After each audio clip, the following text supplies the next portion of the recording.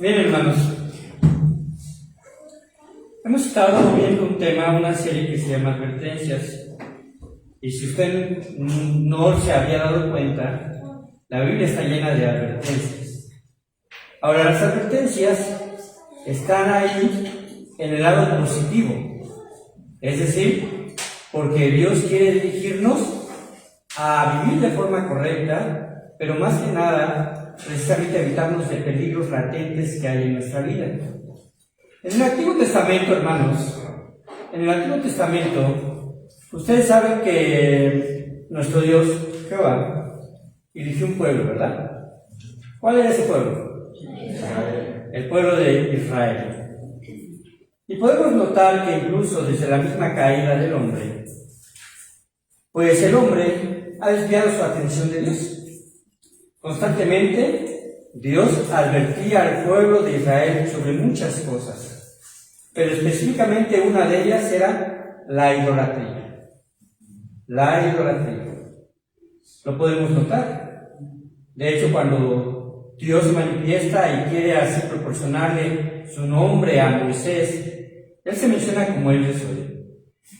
Y no se manifiesta a través de una imagen, no se manifiesta, ¿verdad?, convertido en un animal, no se manifiesta, ¿verdad?, a través de un ídolo de piedra o un ídolo de madera, simplemente una llama en una zarza, ¿verdad?, de donde le llama la atención a Moisés, se sube al monte, y entonces él estaba asombrado y quería saber qué visión era esa, qué era lo que ocurría en esa montaña. Y nuestro Dios, ¿verdad?, pues como lo hizo en su tiempo, él hablaba y le habló a Moisés para poder liberar al pueblo. Pero el pueblo, al ser liberado, hermanos, pues había pasado 400 años de esclavitud. Había crecido la descendencia de Jacob. De hecho, ¿verdad?, cuando llegan ahí con José, 17 personas, se multiplican mucho y entonces el pueblo hebreo crece. Y el contexto en el que ellos crecieron era un contexto totalmente idolátrico. Los egipcios son y fueron idólatras, lo sabemos. Ahora no tenemos que irnos muy lejos para saber que ese contexto cultural solamente la atañía a ellos, también aquí en este país. Las culturas mesoamericanas, los aztecas, los olmecas, ¿verdad?, también eran altamente idolátricos y manifestaban de forma externa, ¿verdad?, esa idolatría, a veces incluso con sacrificios humanos, y esto también llegaba a suceder, por ejemplo, en la India o en otros lugares. Así que la idolatría, hermanos, es un tema que continúa a través de toda la Biblia y llega hasta el Nuevo Testamento, tanto así que en el libro de Romanos, capítulo número 1, habla acerca de la perversión de los hombres que, dejando la gloria de Dios, se hicieron para sí ídolos, con figura de animales, de serpientes, de cualquier otro tipo de cuestión, ¿verdad?, que ellos imaginaban y la consideraban su ídolo. Incluso dice así también ante el mismo hombre. Y hermanos, hay algo que pues nosotros debemos entender.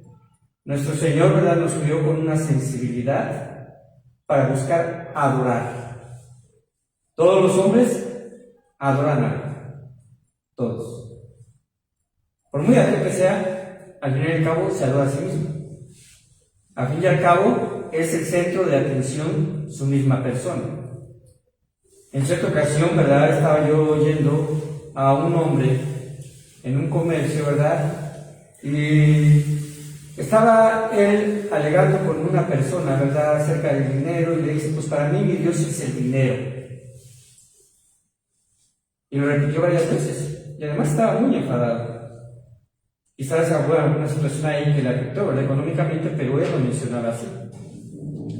Si vamos a Isaías 44, del verso 6 en adelante, vamos a notar algunas enseñanzas, sobre todo no estar enfocado en realidad de lo peligroso que es la idolatría, sino de lo magnífico y excelso que es nuestro Dios. ¿Cuáles son los argumentos que menciona Isaías, capítulo número 44, para que nuestra mirada no se desvíe de adorar al verdadero Dios? Isaías 44, del 6 en adelante. Dice la palabra de Dios. ¿Lo tienen ustedes? Así dice Jehová, Rey de Israel: y su Redentor, Jehová de los ejércitos. Yo soy el primero y yo soy el postrero. ¿Y cómo dice esa segunda parte? Por favor, lean conmigo. Y fuera de mí no hay Dios. Fuera de mí no hay Dios. Entendemos esta primera premisa, ¿no? No hay fuera de Dios otro Dios. Lo que las personas llaman dioses son solamente ídolos y además propagados por la influencia satánica. Después dice el versículo número 7: ¿y quién proclamará lo venidero? Lo declarará y lo pondrá en orden delante de mí, como hago yo desde que establecí el pueblo antiguo. Anúncieles lo que viene y lo que está por venir. No temáis, no os amedrentéis. Observen este versículo en su inicio. No temáis, no os amedrentéis. ¿Por qué dice Jehová de los ejércitos eso? Porque quiere que nosotros lo veamos como una persona en quien podemos confiar. O como un Dios que es totalmente confiable. Y va muy enlazado con la idolatría, hermanos, porque gran cantidad de idolatría está basada en el temor de las personas. Tanto así que, por ejemplo, en la India, le puedo decir algo. Solamente este es un dato que bien lo creo, pero que no me ha constado, porque no puedo en realidad argumentar cuántos dioses tienen, porque surgen cada día. Pero se dice que más de 1 millón de dioses hay en la India. Y cuando piensan que hay algo que puede causarles temor o que les puede causar daño que proviene de una divinidad, nuevamente se inventan otro Dios. Así que, hermanos, aquí en este versículo 8 dice: no temáis, no os amedrentéis. No te lo hice oír desde la antigüedad, y te lo dije, luego vosotros sois mis testigos. No hay Dios sino yo. No hay fuerte, no conozco ninguno. Y observen ahí los siguientes versículos. Aparece como la insensatez de la idolatría, como un subtítulo. ¿Lo tienen? Y en realidad creo que fue el título más acertado para la porción que sigue. Porque la idolatría es una insensatez. Los formadores de imágenes de talla, todos ellos son vanidad. Y lo más precioso de ellos para nada es útil. Y ellos mismos son testigos para su confusión, de que los ídolos no ven ni entienden. Observen el versículo número 9 y el versículo número 8 y habla acerca de dos aspectos de testigos. Cuando Dios se refiere a su pueblo, dice: vosotros sois mis testigos. ¿Testigos de qué? De que no hay Dios sino solo uno, el Dios que se reveló al pueblo de Israel. Pero cuando habla acerca de los formadores de imágenes, dice que ellos mismos son testigos para su confusión. Es decir, ellos mismos, ¿verdad?, crearon sus propias imágenes, pero les ha creado no solamente confusión en el sentido de que a veces no saben a quién inclinarse, ¿verdad?, porque hay un Dios para una cosa y un Dios para otra cosa, o un santo al cual se le puede pedir por una cosa y a otro santo por otra. Tanto así que hay un santo que se pone de cabeza, ¿no? Para conseguir cierto favor de él. Para conseguir pareja. Correcto. Pero ¿qué dice aquí? Dice ahí ese mismo versículo terminando, de que los ídolos no ven ni entienden. ¿Quién formó un Dios? Está preguntando aquí. Jehová. ¿O quién fundió una imagen que para nada es de provecho o que para nada sirve? He aquí que todos los suyos serán avergonzados, es decir, los que se inclinan ante ellos y ponen su confianza en este tipo de idolatría. Porque los artífices mismos son hombres. Todos ellos se juntarán, se presentarán, se asombrarán y serán avergonzados a una. Y aquí aparece precisamente este aspecto de formación de ídolos. El herrero toma la tenaza, trabaja en las ascuas. ¿Entendemos lo que son las ascuas? Las ascuas es precisamente el fuego generado por el carbón mineral para poder fundir el metal. Entonces el horno de fundición se le llama las ascuas cuando está precisamente caliente. Entonces, con respecto a eso dice, toma la tenaza, obviamente para no quemarse, trabaja en las ascuas, mueve el mineral, y le da forma con los martillos y trabaja en ello con la fuerza de su brazo. Y dice que luego tiene hambre, y le faltan las fuerzas, no bebe agua y se desmaya. Entonces, aparece el carpintero. El carpintero tiende la regla, lo señala con almague, lo labra con los cepillos, le da figura con el compás, lo hace en forma de varón, a semejanza de hombre hermoso para tenerlo en casa. Corta cedros y toma ciprés y encina, que crecen entre los árboles del bosque, planta pino, que se críe con la lluvia. De él se sirve luego el hombre para quemar, es decir, lo que le sobra de la madera, lo mete para quemarlo, obviamente para utilizarlo. Pero dice que así como dice ahí, toma de ellos para calentarse, enciende también el horno y cuece panes. Hace además un dios y lo adora. Fabrica un ídolo y se arrodilla delante de él. Parte del leño quema en el fuego, con parte de él come carne, prepara un asado y se sacía. Después se calienta y dice, oh, me he calentado, he visto el fuego. Y hace el sombrante ¿qué? Un dios, un ídolo suyo. Se postra delante de él, le adora y le ruega diciendo, líbrame, porque mi Dios eres tú. No sabe ni entiende, porque cerrados están sus ojos para no ver y su corazón para no entender. No discurre para consigo, no tiene sentido ni entendimiento para discernir. Oigan, ¿de qué forma se debería discernir estas actitudes o estas acciones de formarse un ídolo? Debe de pensar en su cabeza, no es algo lógico, es lo que le está diciendo Dios aquí. Si parte de esto quemé en el fuego y sobre sus brasas cocí pan y hace carne y la comí, la pregunta es esto: ¿haré del resto de él una abominación? ¿Me postraré delante de un tronco de árbol? De ceniza se alimenta, su corazón engañado le desvía, para que no libre su alma ni diga, ¿no es pura mentira lo que tengo en mi mano derecha?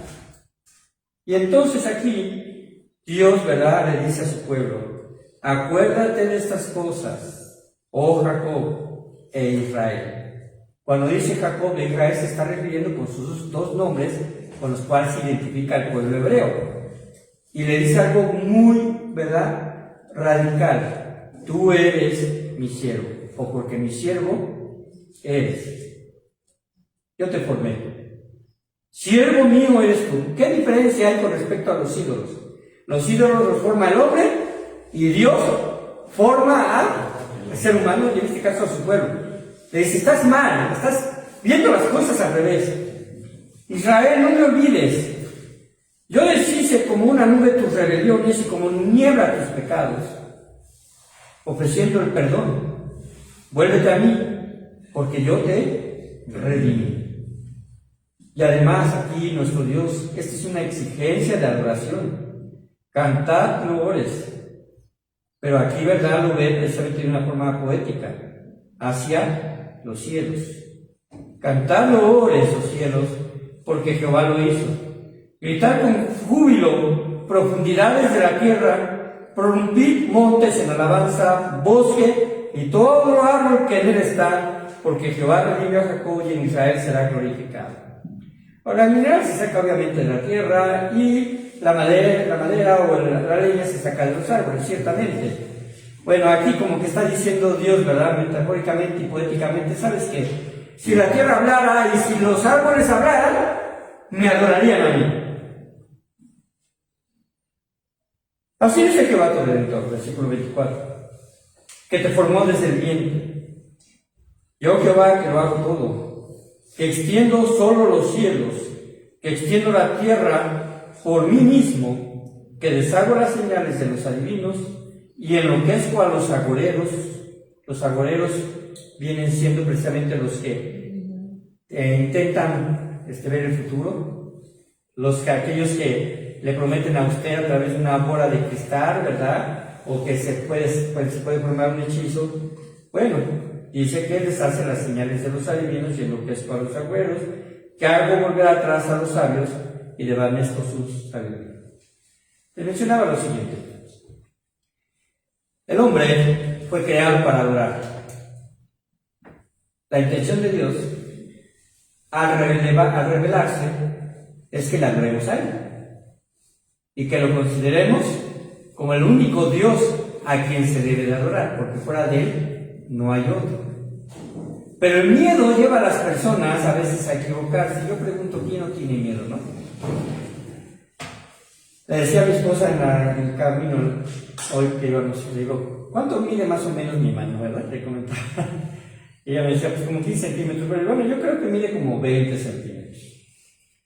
¿Usted le tiene miedo a las arañas? ¿Sí? Aunque sean chiquititas esas que brincan del jardín. Bueno, yo, como ustedes saben, me gustaba estudiar sobre los animales. Hay una tarántula que se considera, entre la tarántula Goliat y una tarántula que está en Australia, se consideran las tarántulas más grandes del mundo. Estas tarántulas pueden alcanzar 30 centímetros, es decir, sobrepasaría mi mano. Fácilmente la sobrepasaría a 10 centímetros. Si ustedes se pueden imaginar una tarántula de estas, y que su peso es alrededor de 100 gramos, que es como un bistec, ¿verdad? Y que además tiene la capacidad de comer pájaros, porque comen pájaros, de hecho se les llama también come pájaros, y la tuviésemos en nuestra pared, dentro de nuestra casa, obviamente causaría miedo, ciertamente, ¿no? Sin lugar a dudas. Ahora, bueno, afortunadamente Dios es muy sabio y sabe que las arañas más grandes son las menos venenosas y las arañas más chiquitas son las más venenosas, ¿no? Esta no es muy venenosa, pero le aseguro que una mordida de ella lo va a tener en cama quizás una semana. Pues una araña así, hermanos, con vida, en la cual tiene capacidad de caminar rápido y de brincar, pues que podemos tener miedo. Pero en una ocasión, ¿verdad? Yo lo vi a una persona con una araña de estas, ¿verdad? Pero estaba encapsulada, estaba ya muerta y estaba conservada dentro de un cubo de acrílico. ¿Han visto cómo a veces en los llaveros vienen los alacranes? Bueno, hagan de cuenta, pero en grandote, ¿no? Y era una buena araña, muy grande, pero pues ya estaba muerta. La pregunta es, ¿le tengo miedo? ¿Tendría miedo usted de agarrar el acrílico y verlo y hasta darle vuelta y verla cómo es por debajo y por encima y al frente ver sus colmillos? No, obviamente no daría absolutamente miedo. ¿Por qué? Porque no se ha movido en todo el tiempo en el que estuvo ya ahí y que además desde que la mataron. Aunque me pudieran decir, perdón, es peligroso, no se acerque, yo diría que esta araña había perdido precisamente todo con su muerte y había perdido su misma naturaleza. Era solo un ser inanimado. Y hermanos, esos son los ídolos. Son seres inanimados. No tienen vida. No tienen por qué darnos miedo. ¿Y cuántos de nosotros con frecuencia, y me incluyo pero realmente nunca lo hice, ¿verdad? Nunca me consideré supersticioso, pero quizás usted conozca a alguien que es supersticioso, que le hayan echado un huevo afuera de su puerta, o que se haya encontrado una pequeña figura de persona, ¿verdad? Bien enredadita, con lazos y con lacitos de colores y todo eso, ¿verdad? Como si fuese una clase de sortilegio, de hechizo, o querer hacer mal. Y a lo mejor la gente tiene mucho miedo. ¿Por qué? Porque no están confiando en el Dios verdadero. Es importante, hermano, que recordemos algunos argumentos del por qué debemos adorar a Dios desde lo más profundo de nuestro ser. Cuando declaramos que adoramos a Dios, debemos entender que Él espera que la adoremos en espíritu y en verdad, porque Él es espíritu. Así que, hermanos, para la persona idólatra es ilógico adorar a alguien que no vemos, porque normalmente la gente quiere algo que pueda ver, que pueda palpar y lo pueda considerar como su Dios. Pero en realidad, así como dice este título de este mensaje, que se llama precisamente ídolos ocultos, estos quizás son los más peligrosos. ¿Por qué? Porque no se trata de una figurilla. Porque no se trata de un lugar, porque también hay lugares que son lugares de adoración. Un ejemplo claro, el Islam. Tiene por lo menos 3 lugares de adoración: Medina, y ahí la Kaaba, y también la piedra de la roca. Para ellos es obligación ir por lo menos una vez en su vida y estar ahí, y sobre todo la Kaaba. Si quieres saber qué la Kaaba es, véanlo en internet.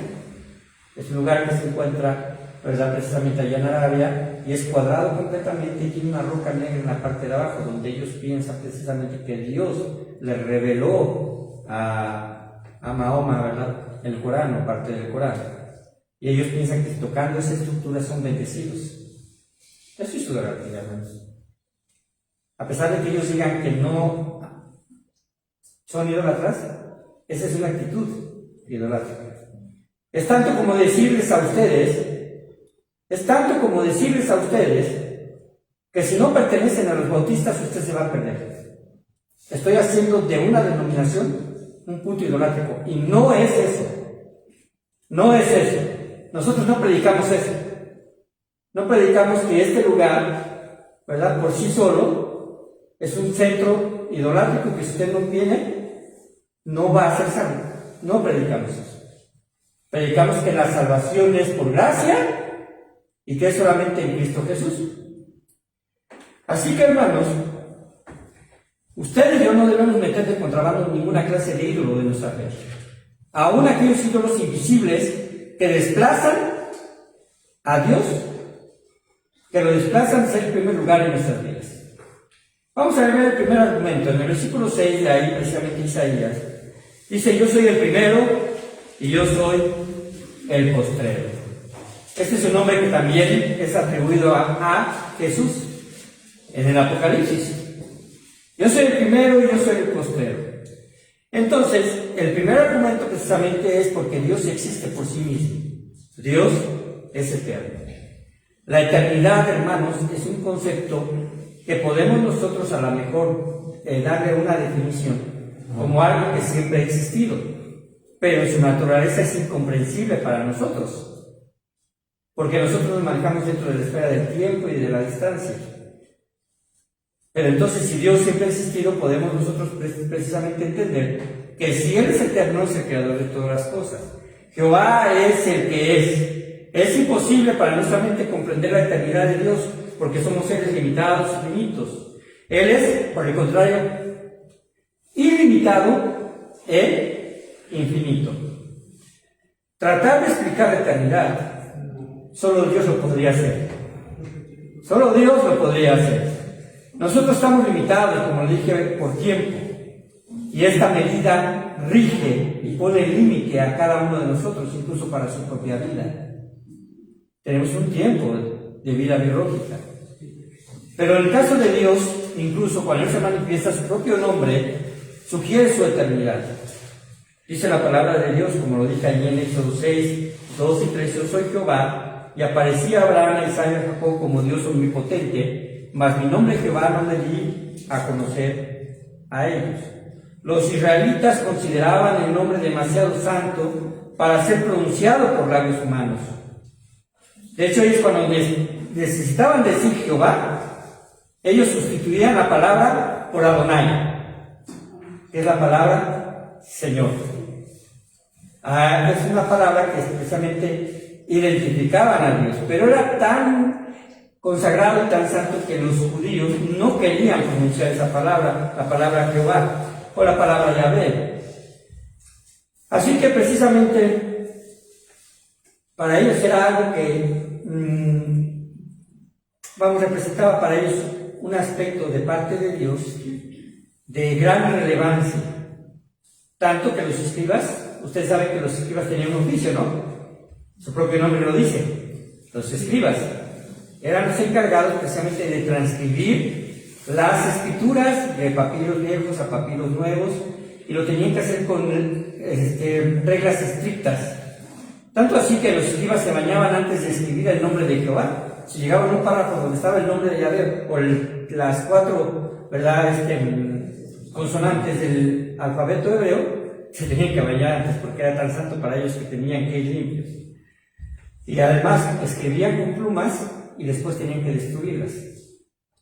Dios nunca dio una definición de la palabra de Jehová, porque el nombre yo soy suena muy parecido a un verbo que en el hebreo, ¿verdad?, antiguo, era Javá. El hebreo ha sido modificado, el hebreo ha ido evolucionando, guarda raíces desde el tiempo, ¿cómo se llama? Vamos a decirlo así, del Antiguo Testamento, pero sí ha ido con ciertas modificaciones.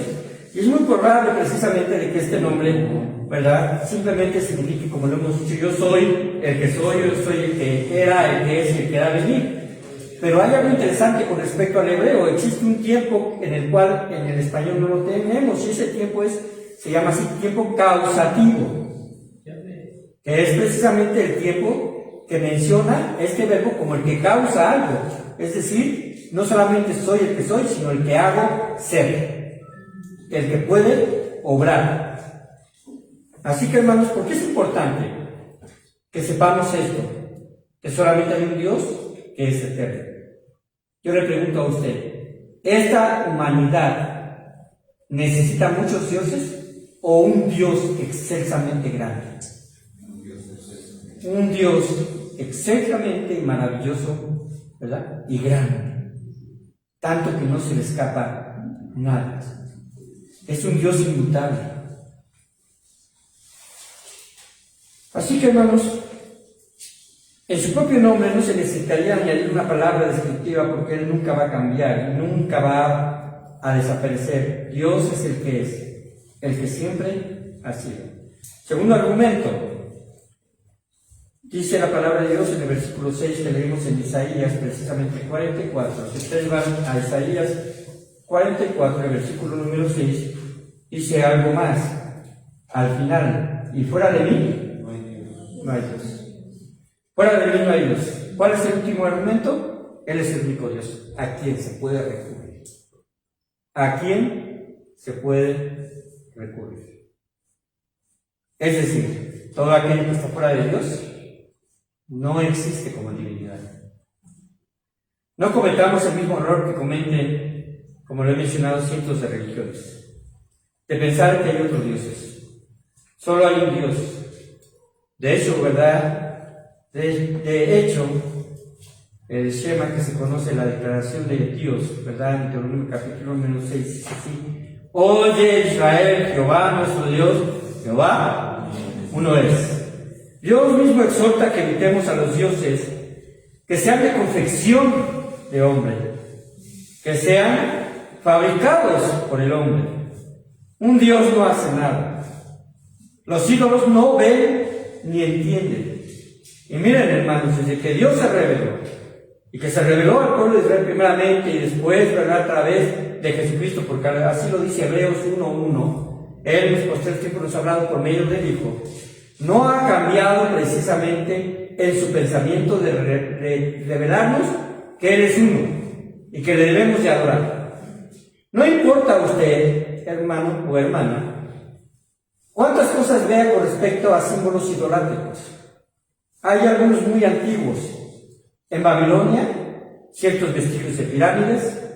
En Egipto, las pirámides de Egipto, que por cierto, ¿verdad?, no solamente son las pirámides, eso es lo más conocido, pero a lo largo de todo el Nilo se encuentra precisamente el Valle de los Reyes, que es una gran cantidad de vestigios egipcios, tanto que ahorita se acaba de abrir el nuevo museo más grande del mundo, apenas tiene unas semanas, donde se va a exponer la cultura egipcia. Y aquí, nuestras culturas, hubo pirámides, ¿cierto o no? Y quizás usted ha visitado alguna, y quizás la gente ya va con interés, pero ya puedo decir que casi la mayoría, casi 100% de las personas, ya no va con un interés religioso, sino con un interés, vamos a decirlo así, meramente de conocimiento y cultura. Aunque todavía hay personas que quieren hacer cosas ahí, ¿verdad? Sobre todo los días que comienza la primavera, ¿no? Pero, hermanos, ha pasado a hacer eso. Y en su momento también las iglesias que se han formado, ¿verdad?, las iglesias católicas, han llegado y han pasado de ser a veces incluso un punto religioso a un punto turístico. Y, hermanos, nuestro Dios no pasa para nosotros de esa forma. Dios exhorta que evitemos a los dioses de complexión humana, un Dios que no hace nada. Dice el versículo 9, estos dioses no ven ni entienden. Pero el cristiano muchas veces se llega a cegar y forma ídolos invisibles. Y hermanos, el primer mandamiento tiene un sentido muy profundo en cuanto al culto que hemos de rendir a Jehová y a nadie ni a nadie más. El primer mandamiento dentro del decálogo precisamente es: amarás al Señor tu Dios con todo tu corazón, con toda tu mente, con todas tus fuerzas, y en realidad de forma integral con toda tu vida. Ahora, si Dios está comenzando ahí con ese aspecto de reconocerle como el único Dios verdadero, y en el Padre Nuestro comienza precisamente en alabanza al Padre, porque es el Padre Nuestro que estás en los cielos, es una oración modelo que nos lleva a pedirle al único Dios verdadero. Así que, hermanos, no tenemos por qué venerar cosas que incluso a veces pueden sustituir a las imágenes.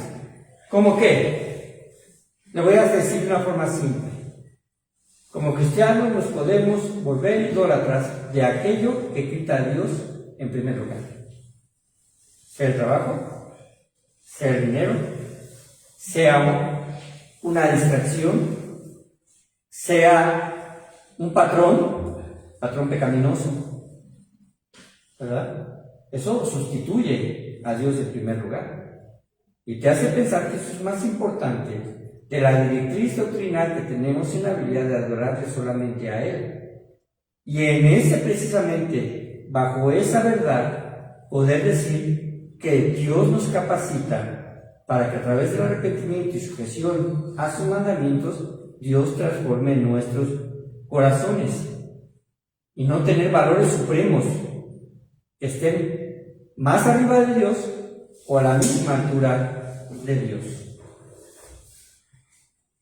De hecho, no lo busquen, pero en Job se menciona que poner el corazón en las riquezas es idolatría.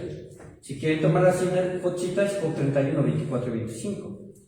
La idolatría, hermanos, según Jeremías, también es gloriarse en la propia sabiduría, en el poder de las riquezas, en vez de gloriarme en Dios. Así que, hermanos, cuando ponemos algo en primer lugar, créanme que aunque usted no lo note de forma indirecta, usted está rechazando a Jehová como su primer amo, como el que debe tener la magnificencia. Josué 24:15 dice: y si mal os parece, servir a Jehová. ¿Recuerdan este pasaje? Escogeos hoy a quien sirváis, si a los dioses a quienes sirvieron vuestros padres cuando estuvieron al otro lado del río, o a los dioses de los amorreos en cuya tierra habitáis, pero yo en mi casa serviremos a Jehová. Aquí precisamente Josué hace una recapitulación. ¿A quiénes van a adorar? ¿A los dioses que estaban allá en Babilonia? ¿O van a adorar a los dioses que están aquí en Canaán? Como que dice, aunque la distancia separa a las diferentes culturas, en ambos hay la influencia de dioses paganos. Pero ¿qué dice ahí precisamente como un recordatorio y un compromiso de Josué? Yo y mi casa serviremos a Jehová. Cuando usted dice, no necesito de Él, usted está haciéndose en su persona su propio Dios. Quizás pueda decir, yo puedo decidir lo mejor, yo puedo decidir en qué creer. ¿Esa es una decisión nuestra? ¿O la Biblia nos da una dirección? La Biblia nos da una dirección en qué creer. Pero a veces es notorio en nuestras actitudes que nos alejamos de Dios. Cuando decimos que no necesitamos el perdón de Él, cuando nos ponemos a discutir y cuando necesitamos oír, ¿verdad? Y simplemente somos los primeros en abrir la boca y dar nuestras razones para poder refutar, ¿verdad?, aquellas cosas que Dios dice en la Biblia. A veces queremos tomar el control de nuestra propia vida como si realmente lo tuviéramos, porque aún las circunstancias nos pueden orillar a entender que Dios nos está llevando ahí para hacernos comprender que debemos regresar a Él. Tercero, según el versículo 24 de Isaías 44. Vayamos al versículo 24. Así dice Jehová, tu Redentor, que te formó desde el vientre. Yo, Jehová, ¿Y cómo dice? En continuidad. Que lo hago todo. Que cuando extiendo solo los cielos, que extiendo a la tierra por mí mismo. Bueno, ¿cuál es otro argumento? Porque Él es nuestro creador. Él es nuestro creador. A diferencia de la insensatez y de la desgracia, el árbol o el tronco no creó al hombre. Dios creó, perdón, es el hombre creó esa imagen, talla. Pero Jehová aquí es nuestro creador. Jehová, aunque es creador, nunca fue creado. Aunque hace, nunca Él fue hecho. Aunque Él es la causa, Dios nunca fue causado.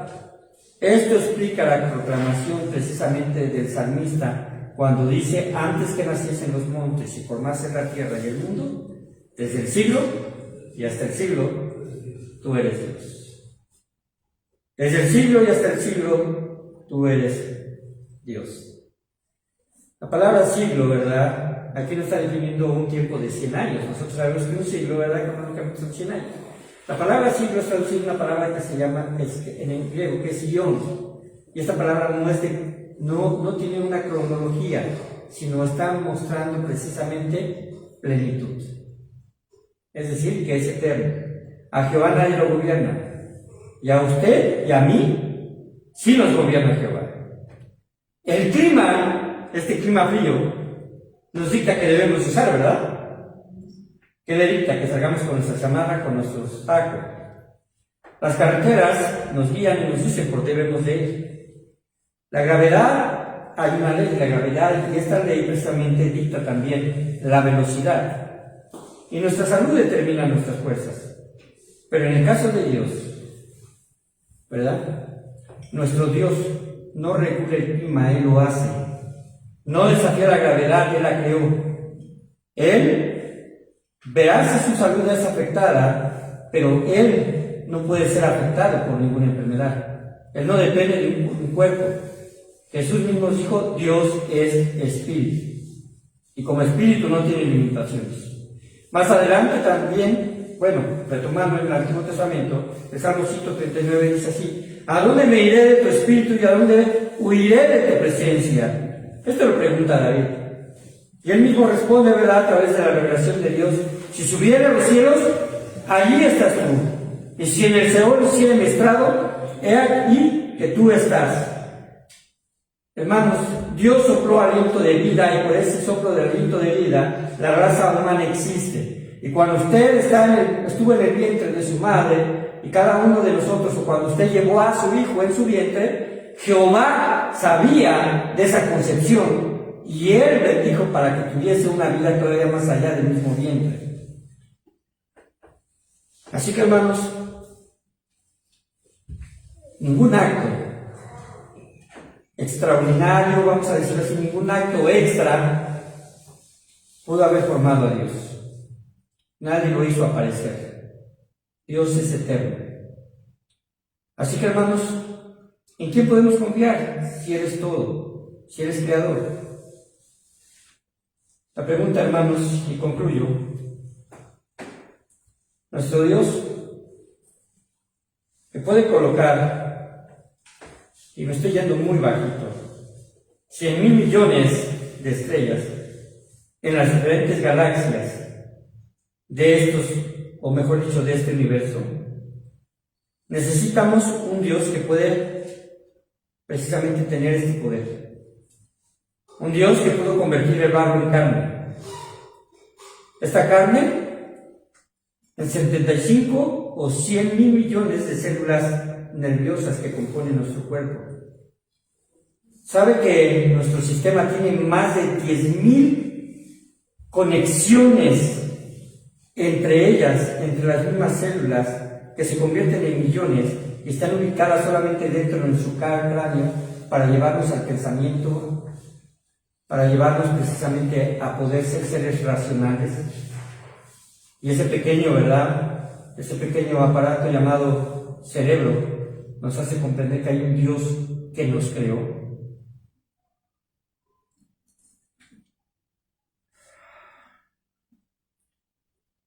Usted sabe que acabamos de pasar la fiesta del Día de Muertos. y en una gran cantidad de lugares se ven altares. Obviamente algunos tienen creatividad, ¿verdad? Pero todos tienen algo en común, que son hechos para adorar e idolatrar. La palabra altar, hermanos, significa poner en elevación, estar en lo alto. Y cada estructura es consagrada a un culto religioso. Se hacen ofrendas, bueno, en el pasado se hacían sacrificios, hasta sacrificios humanos. La pregunta es, ¿regresarán los muertos a saborear esas ofrendas? ¿A oler esas flores? Según la tradición, la gente piensa que sí. En muchos van a encontrar comida, ciertamente. Y en realidad, ¿verdad? Es un aspecto sin sentido. Pero más allá de eso, hay altares que incluso, ¿verdad?, se ofrecen algunas cosas que alientan a las personas que todavía están en vida vicios. En algunos lugares hay botellas de cerveza, marihuana, vino, droga, jeringas. Qué lamentable, hermanos, qué lamentable que sus seres queridos recuerden a alguien ya muerto y que piensen que sus gustos eran esos. Qué lamentable. Porque más allá, ¿verdad?, de que cada una de esas cosas pudieron ser un veneno en su vida, se ha convertido en un motivo de quizás tratar, entre comillas, de pensar que Dios les hizo ciertos favores o que puedan estar delante de su presencia. Nos engañaríamos, hermanos. Definitivamente nos engañaríamos. Esos altares y muchos otros, como el altar de la Santa Muerte, es un culto, es un lugar de culto. Pero todos ellos son satánicos y para nosotros deberían ser repulsivos.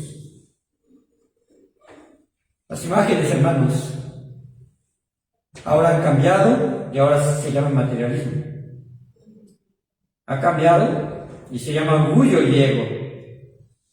Ha cambiado y se llaman trabajos. Han cambiado e incluso a veces pueden llamarse familias, si éstas sustituyen el lugar de Dios. Y esto es a lo que en realidad podríamos tener temor: hacer de mi trabajo un Dios.